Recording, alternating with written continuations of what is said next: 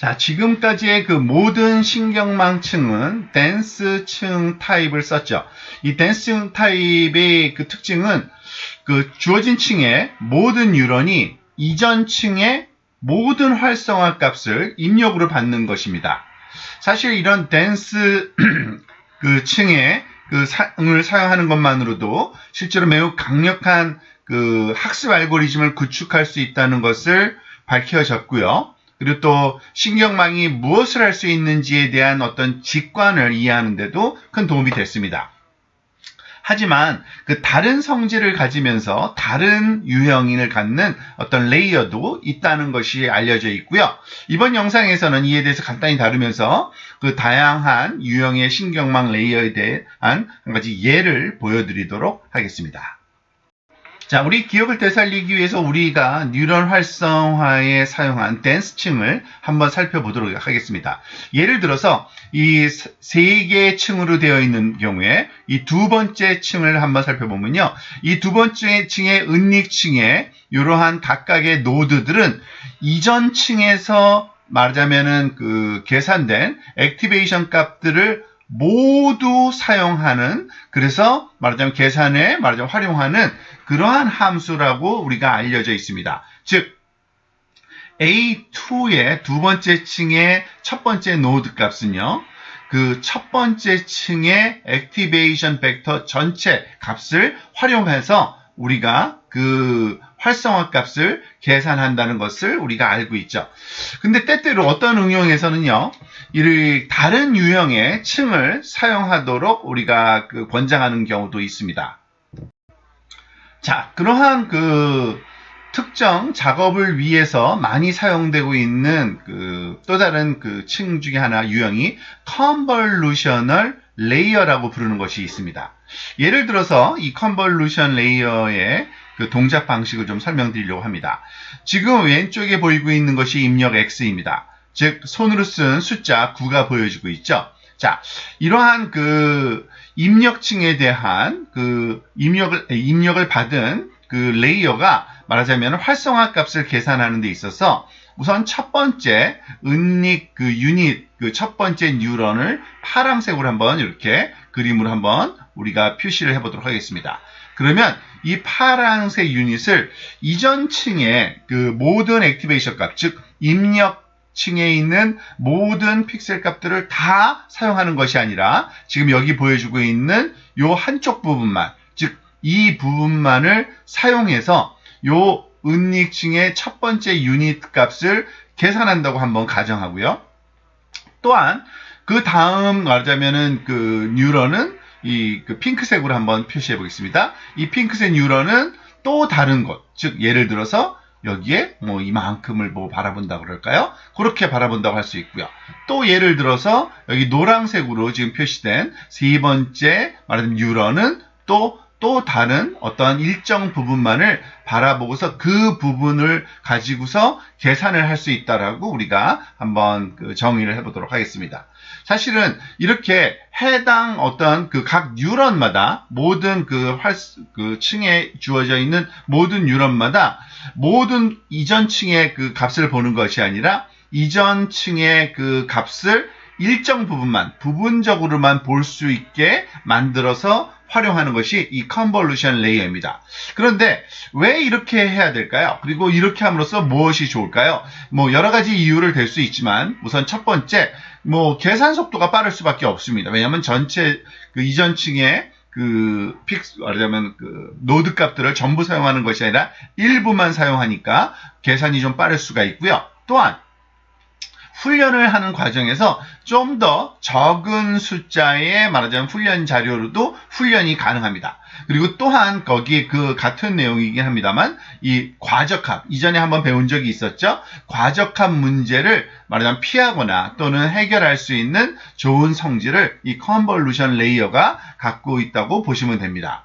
즉 이전 층의 말하자면 액티베이션 값의 일정 부분만을 사용해서 현재 노드 값들을 계산하는 층을 컨볼루션 층이라고 하고요.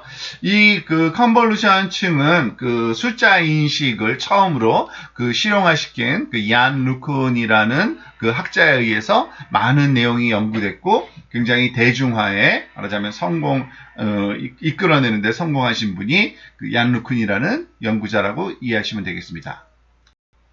자, 컨볼루션 레이어를 좀 더 자세하게 한번 설명해 보겠습니다. 만약에 컨볼루션 레이어를 여러 개 쓴 신경망이 있다 그러면 보통 우리가 그거를 또 컨볼루셔널 뉴럴 네트워크라고 보통 이렇게 많이 부르고요. 약자로 CNN이라고 보통 부르는 신경망이 그러한 것들입니다. 자, 이번 슬라이드에서는 컨볼루션 레이어를 설명하기 위해서 보통은 2D 이미지 또는 2D 입력에 관해서 많이 활용되는 거긴 합니다만 설명의 목적으로 간단하게 1D 신호에 대한 컨볼루션 레이어의 적용 방법에 대해서 한번 살펴보도록 하겠습니다. 자, 그 목적으로 EKG, 보통 우리가 심전도라고 하죠. 보통 일렉트로카디오그램, 이것을 ECG라고도 부르기도 하고요. EKG라고도 부르기도 하는데 어떻게 부르든지 간에 동일한 겁니다. 즉 그러니까 심장 박동의 크기를 전압으로 기록된 그러한 신호를 이런 EKG 알고리즘이라고 우리가 보통 부릅니다. 그래서 여기에 보이고 있는 이 신호의 말하자면 크기, 이 높이는 말하자면은 전압의 크기라고 볼 수 있고요. 주어진 신호가 오른쪽으로 이렇게 가면서 여러 개의 값이 계속 시간이 지나면서 나타나겠죠. 그래서 X1, X2, 예를 들어서 샘플을 100개를 얻었다 하면 100개의 숫자는 주어진 시간대에 말하자면 심장 박동의 크기를 나타내는 어떤 전압의 크기를 신호로 표현됐다라고 이해하시면 되겠습니다. 그리고 이와 같은 일렉트로카디오그램의 신호가 주어지면 이 환자가 심장병이 있는지 또는 어떤 진단이 가능한 심장 질환이 있는지를 분류할 수 있게 해주고 그와 같은 목적으로 컨볼루션 신경망을 사용하게 되는 거죠. 그래서 컨볼루션 신경망으로 이러한 1차원적인 일렉트로카디오그램에 대한 신호를 말하자면 작업을 할 수 있는 것은 다음과 같이 설명될 수 있습니다. 자, 설명을 용이하게 하기 위해서 우리한테 주어져 있는 1차원적인 일렉트로카디오그램 EKG 시그널을 90도 회전을 해가지고서 이렇게 수직으로 한번 놓고서 설명을 좀 드리도록 하겠습니다. 자, 그러면은 지금 결국엔 신호를 이렇게 나왔지만 결국에는 숫자 100개가 주어졌다고 보시면 되는 겁니다. 첫 번째 샘플 X1, 두 번째 샘플 X2, X3, X100까지 결국엔 이 신호의 크기가 결국에는 숫자고 그 숫자가 100개가 주어졌다고 보시면 되고요. 자, 여기 첫 번째 히든 레이어가 우리가 9개의 말하자면 유닛으로 구성된 컨볼루션 레이어로 구성했다고 가정을 한번 해보겠습니다. 그러면은 이 히든 컨볼루션 레이어의 첫 번째 유닛이 말하자면은 계산하는데 사용되는 입력 신호의 개수를 한 20개로 제한을 해보는 겁니다. 즉 여기서부터 한 요 정도까지만을 말하자면 입력 신호로 사용을 하는 거죠. 즉 X1부터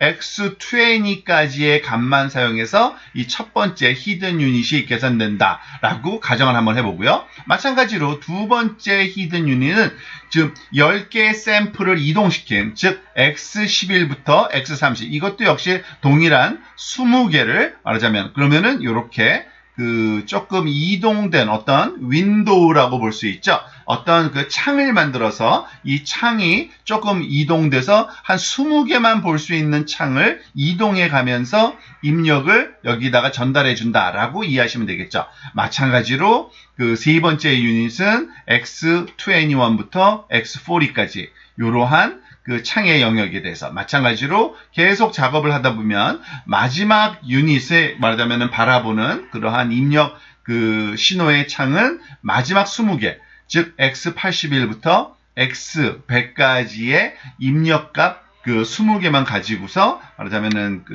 액티베이션 값을 계산하는 그러한 연산이 이 컨볼루션 레이어에서 수행되겠죠. 다음 레이어도 컨볼루션 레이어일 수가 있습니다. 자, 두 번째 이제 히든 레이어에서는 이전에 말하자면 9개 유닛을 갖고 있는 히든 레이어의 액티베이션 값 9개를 모두 보는 게 아니라 이번에는 그 앞부분에 있는 한 5개만 볼 수 있도록 이렇게 한번 유닛을 설계해 보도록 하겠습니다. 즉, 유닛을 3개를 주되, 그래서 첫 번째 유닛은 A11부터 A15까지, 즉 5개의 그 레이어 1의 5개의 유닛만 입력으로 사용하는 거고요. 마찬가지로 또 두 번째 것도 같은 방법으로 윈도우를 쉬프트 해가지고 A13부터 A17까지만 요 5개를 또 볼 수 있게, 마찬가지로 우리가 마지막 그 파이널 유닛은 또 5개부터, 그러니까 A5부터 A9까지 마지막 5개를 다 볼 수 있도록 이렇게 만들 수 있겠습니다. 자, 그리고 이와 같은 것을 계속 진행을 하면은 마지막에 그 소위 이진 분류를 하기 위한 우리가 파이널 최종층에도 똑같은 그러한 그 유닛을 넣을 수가 있겠죠. 이번에는 그냥 시그모이드, 그러니까 유닛이 하나니까 우리가 최종은 그 모든 그 이전층의 내용을 다 써야 되는 겁니다. 사실 그래서 그 A2로부터 들어오는 그 3개의 입력 값을 가지고서 말하자면은 그 판단을 하는 시그모이드 액티베이션 함수를 가진 이러한 그 최종 단일 유닛을 갖는 층을 우리가 만들어서 사용할 수 있겠습니다. 자, 그래서 그 뭐 심장병이 있는지 없는지를 판단할 수 있는 어떤 결정을 해주는 그러한 출력단의 그러한 그 아웃풋을 얻게 되겠죠. 자, 이렇게 그 컨볼루션 레이어는 이와 같이 여기서는 지금 그 2개의 히든 레이어를 컨볼루션 레이어로 사용한 이런 컨볼루션 뉴럴 네트워크의 한 가지 예라고 볼 수 있고요. 단일 그러니까 우리가 컨볼루션 레이어를 사용할 때는요, 사실은 딱 고정된 것이 아니라 다양한 아키텍처 선택이 가능합니다. 즉, 그 단일 뉴런이 봐야 되는 입력창의 크기, 뭐 이런 것도 우리가 봐야 되고요. 또 레이어 안에 포함되어야 되는 뉴런의 개수, 이런 것들이 그 퍼포먼스에 또는 목적에 맞는 그러한 적절한 파라메타를 찾아야 되는데, 이러한 그 아키텍처와 관련된 매개 변수를요, 아주 효과적으로 선택함으로써 일부 어플리케이션에서는 그 댄스 레이어를 쓰는 것보다 훨씬 더 효과적인 어떤 그 신경망 구축에 성공된 사례들이 많이 있다고 보시면 되겠습니다. 자, 요약하면 이게 그 컨볼루션 레이어, 그리고 그것을 사용한 컨볼루션 그 신경망 뉴럴 네트워크에 관한 내용입니다. 사실은 이 과정에서는 컨볼루션 네트워크에 대해서 더 깊게 다루지는 않을 겁니다. 그렇지 않아도 우리가 뭐 그 숙제나 과제나 말하자면 실습을 하는 데는 전혀 문제가 없을 거고요. 중요한 거는 그 신경망이 다른 유형의 레이어도 가질 수 있다라는 어떤 추가 직관을 우리가 갖는 게 아주 유용하고요. 그리고 요즘에 최근 들어서 아마 여기저기 다른 곳에서 들려오는 그런 AI 기술과 관련된 내용 중에 뭐 트랜스포머다, LSTM이다, 또는 어텐션 모델, 이런 것들은 아주 최신 첨단 아키텍처에 대해서 말하자면은 우리가 부르는 이름들인데요. 이러한 그 아키텍처, 즉 신경망의 말하자면 층들을 구성하는 어떤 새로운 유형의 방법들, 이런 것들이 새로운 말하자면은 소위 성능을 우리가 더 좋게 하는데 그 AI 연구자들이 많이 말하자면 심혈을 기울이고 있는 그러한 그 부분이라고 이해하시면 되겠습니다. 그럼으로써 신경망이 더 퍼포먼스가 좋아지게 되기를 말하자면 바라고 하는 연구라고 할 수 있겠죠. 자, 여기까지가 말하자면 컨볼루션, 그러니까 추가적인 레이어에 대한 설명이고요. 다음 주부터는 아마 조금 시스템을 구축하는 데 있어서의 좀 더 실용적인 조언에 대한 내용들로 우리가 한번 같이 공부해 보도록 하겠습니다.